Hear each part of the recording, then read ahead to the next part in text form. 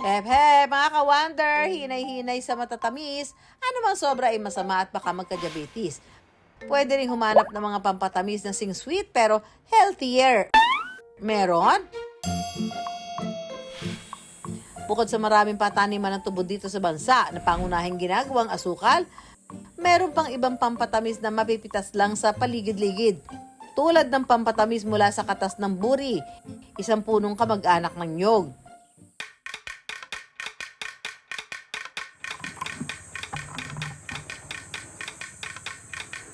2 to 3 hours lang dapat na-harvest na natin pag fresh na fresh siya.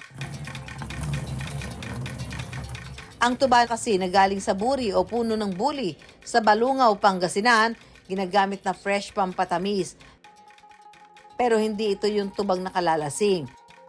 Masarap po siya, medyo creamy po yung lasa niya. Ang tuba ng buli ang gamit na pampatamis sa patupat o yung kakaning nakabalot sa hinabing dahon ng nyog o saging. Ang ka-wonder nating si Christine, nakakagis na raw ang pagtitinda ng patupat. Nagtitinda po kami more than 40 years na po. Minana ko po sa mga lolo't lolo namin. Pakukuluin ang sariwang tuba ng buli. Imbis po na asukal ang pinanggamit po natin, hindi po. Yun po ang katas ng tuba ang ginamit natin para tumamis po. Samantala, habang pinakukuluan sa kawali ang tuba, pwede nang gawin ang mismong patupat. Tatahiin muna ang mahahabang dahon ng buli para makagawa ng bagay na patupat.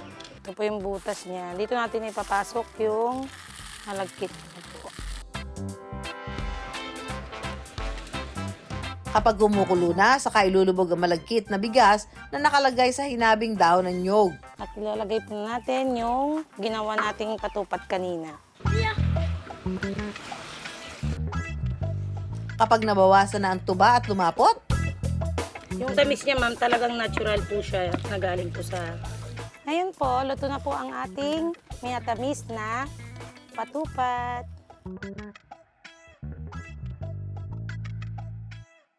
Yung patupat po ni ate is masarap po, tsaka tama lang po yung tamis niya.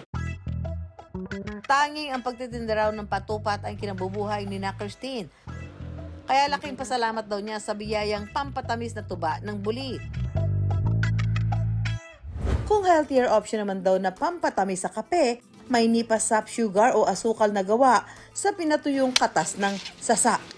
Bukod sa natural na tamis, may taglay rin daw itong mineral at bitamina. Ayon sa Industrial Technology Development Institute, ang nipasap sugar ay mula sa katas ng mismong puno ng sasa. Isang natural na alternatibo sa karaniwang refined sugar at wala raw preservatives. Ang nipasap ay yung parang katas na lumalabas doon sa bulaklak. Pag pinutol yung bulaklak ng nipa, sa Infanta, maraming nipa po doon. Sa Bataan, sa Samar, compared sa refined sugar, yung puting asukal natin, na almost 100% sugar lang ang naandun. Etong mga alternative sugar, it contains pa rin yung mga natural na minerals na makikita doon sa kanyang starting material, which is the sap, katulad ng mga phosphorus, magnesium, sodium, na itong iba't ibang minerals na to ay actually kailangan ng ating katawan, no, to function properly. Pero kahit mga natural na pampatamis, dapat na sapat lang ang pagtanggas. May matyaga inilalako ang ka-wonder nating si Marlon. Buhat-buhat sa kanyang balikat gamit ang pingga. Masinop na nakabalot para di madurog at nakalagay pa sa maliliit na kahon. Ano ba ang pa-sweet surprise na ito ni Marlon? Ang pakumbo. Halos isang dekada na raw gumagawa at nagtitinda ng pakumbo si Marlon. Ang pakumbo ay candy o matamis na gawa sa niyog at sangkaka. Mukha man daw komplikado, pero simple lang daw ang paggawa ng pakumbo.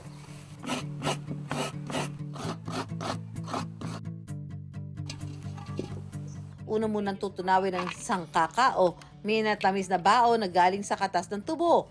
Nakalalagyan po natin ng tubig. Tunaw na po ang sangkaka, ipidin natin ilagay ang yun. Saka hihintaying matuyo ang katas at mabuo ang pakumbo. Bukod sa matatamis sa sahog ng pakumbo, kailangan din daw ng tiyaga sa paghihintay at paghalo.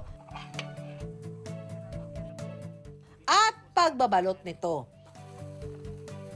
Pagkakuha po ng pakumbo, ilalagay po natin dito sa sapin. Saka po natin papatasin siya ng 4-4. Ang pabalot po namin ng pakumbo, inaabot po ng 2 araw pagka marami.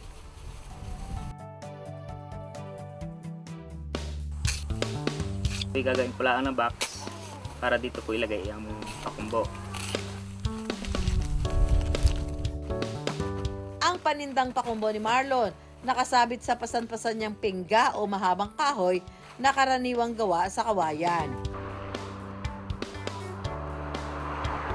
35 po. Depende din po sa customer.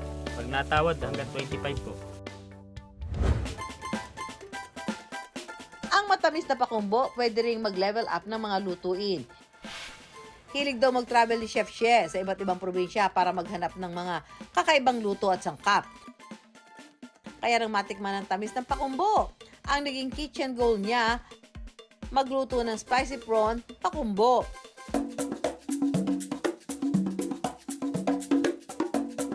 Meron po tayo dito na pakumbo, which is tinunaw na natin to sa pan para lumabas uli yung kanyang pagka-caramelize or medyo maliquid pa siya, so thick.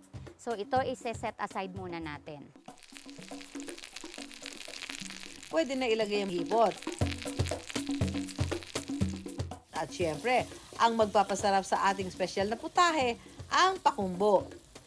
Siya yung magdadala or magbibigay na flavor na tamis or nagka-caramelize para dun sa ating dish na gagawin.